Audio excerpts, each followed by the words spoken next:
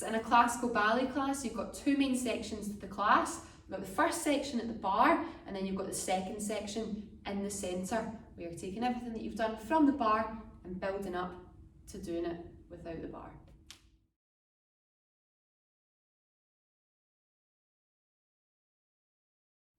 Our ballet bar is actually to represent our partner's hand. So in ballet, when you have a partnership, two dancers dancing together, it's called a Padado. And traditionally, you have male and female dancers together, where the male is supporting the female dancer who is dancing on point in point shoes. So the bar is to represent that male partner's hand in a Padado. So it gives you a little clue of how much weight and how much grip you should be holding on with. Try not grip for dear life when you're at the bar. Try and just gently rest your hand as if you were holding onto someone else's hand. You also want to think about moving into the centre. You don't want to do everything at the bar where you've been leaning on and gripping on, and then when the bar is taken away, you're really struggling to hold your balance. The first thing you will always do in a classical class is pliés.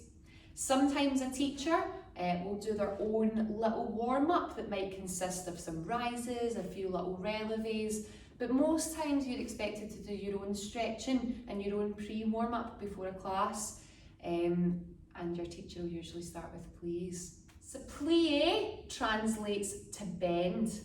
And we get two types of pliés. We can have a half plié or a demi plié, or we can have a full plié, also known as a grand plié.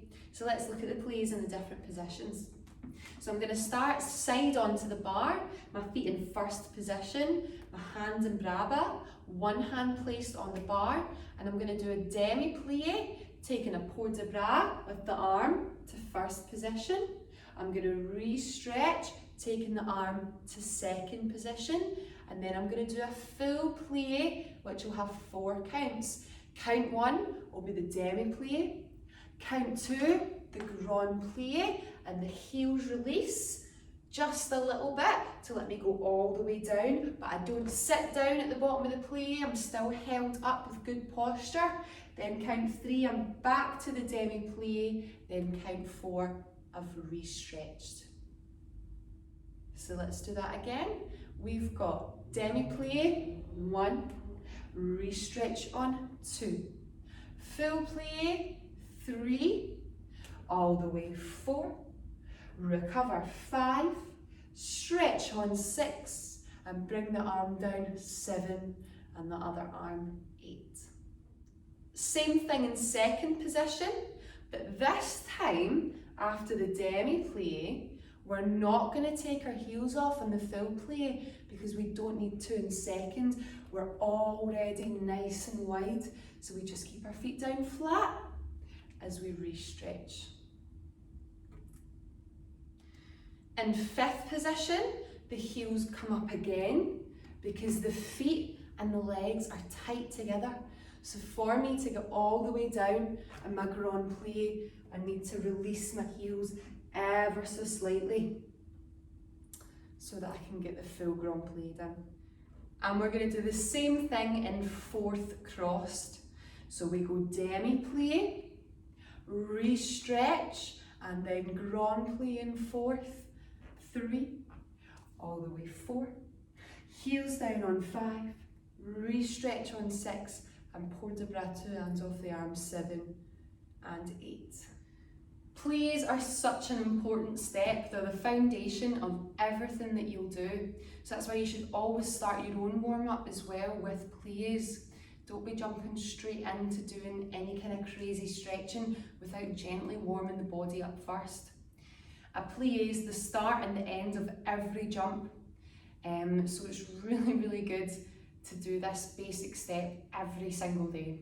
And one last time, facing the bar, a demi plié in first, re-stretch, and a grand plié in first, where the heels release when they need to, heels push back down and re-stretch. And I've kept the back long, straight, and held throughout the entire bend. Next really common step is Batmontondo. Batmon means beat and tondo means to point, so it's a beat point, yeah? We are going to do from first position a Batmontondo à la seconde, close first. À la seconde, close first. A Batmontondo devant, to the front, devant, close first. Devant, close first. And a Batmontondo derrière, to the back, close first. To the back, close first. Really common mistake people make with their Batmontondo is they lift it up and point rather than going through their feet and staying connected to the floor. So a good exercise that you can do is practice pointing just the ankle to demi-point, then pointing the toes, then releasing the toes, then releasing the ankle. So you're sliding through the foot rather than gripping and lifting up off the floor. So one more time. We'll Batmontondo à la seconde, close first. Devant, close first. Derrière, close first. And finish. Batmon glisse means beat, glide. Batmon meaning beat, glisse meaning to glide. So glisse is what you'll learn after a Batmontondo, because we're going through the feet like a Batmontondo, but we're going to come just off the floor. Yeah, think about just the width of a piece of paper, as low as you possibly can. Slide and glide off and close. So second and close, behind and close, and second and close. At the bar, you'll also do Batmon Fondue, which means to melt, like a chocolate fondue or a cheese fondue. Okay, I'm going to take my feet into fifth position, facing the bar, with my right foot derrière, my right foot behind, and I'm going to take a Batmon Fondue. 1, lower down 2, repeat with the left, 3, lower down 4. So the Batmon Fondue, 2 legs are bending together, but one of them is peeling off the ground through demi-point, then full point, then back to demi-point and back down at the same time. So we go 1 and a 2 and 3 and a 4. Next beginner step we're going to look at is développé. So développé translates to develop. The leg is developing out. Okay, so like our Batmon Fondue, we're going to peel the foot, but we don't bend the other leg. Peel through, fully pointed. Then we're going to pull the toe up to the side of the knee, turning out the leg as much as possible. And then from here, we're going to imagine someone is pulling the inside of our heel forward and pushing our knee back so we don't get this turning. We don't want that. We want the knee to stay back and it stays turned out and hits a position called attitude first before it extends turned out to the front. Okay, so the développé will peel 1, retire on 2, extend on 3, get to attitude, stretch on 4, lower down 5, close on 6, and bring the arm down 7 and 8. Développés can also be done à la seconde, so we can go peel to retire, lift the knee, extend to the side, lower down and close to the back. And they can also be done derrière to the back. So we're développéing up to retire and extending through attitude to our arabesque, or développé derrière. And we can also have a grand battement. Grand battement meaning big beat. So we've built up from Batmontondo, where we're pointing along the floor. Batmon glisse is coming off the floor. We've done Adage with their extensions, with their développés, and now we're going to look at grand battements. This is usually done last exercise of the bar. Okay, so there's 3 elements to it. There's a swish through the floor, through the feet. There's a lower with control, and then there's close, keeping the turn out. So we go swish, point and close. Swish, point, toes back. I'm going to do a grand Batmontondo derrière now as well. So we've got swish, point and close. Swish, point and close. One, swish, point and close. And we finish.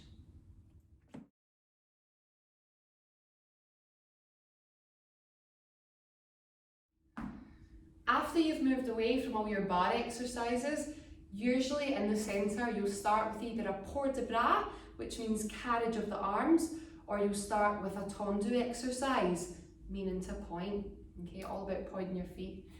So a port de bras translates to carriage of the arms, so it gives you a clue. The whole exercise is going to be about the upper body and what the arms are doing.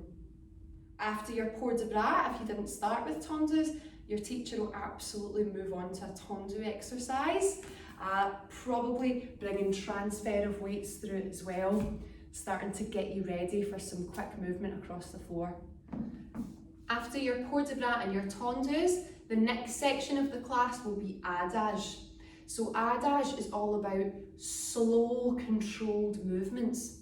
So you would maybe be taking some kind of développé that you had done at the bar, and you'd be starting to look at doing that in the centre.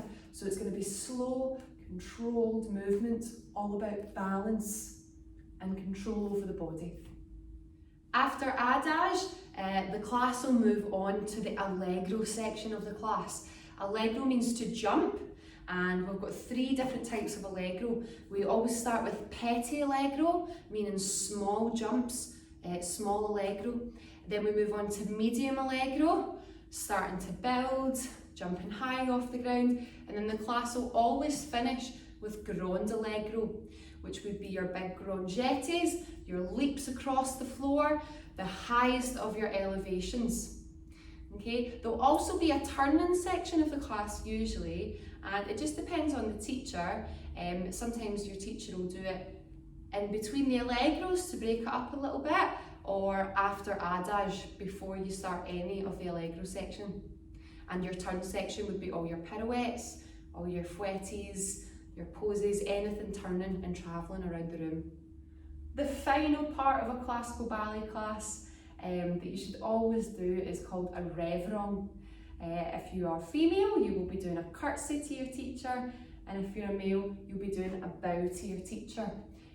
But at a classical class, you should always do a reverong, and it's good practice to curtsy to the teacher first of all, and then your second curtsy or bow, take it towards either the piano player of the class, or if there's been a CD player, it's still quite nice and traditional to bow towards wherever the music has came from the class. If there's been somebody operating the music especially, make sure you curtsy and or bow to them too. I hope you've enjoyed that quick introduction to some of the basic steps, some of the not so basic steps, some of the positions and how a class is set up.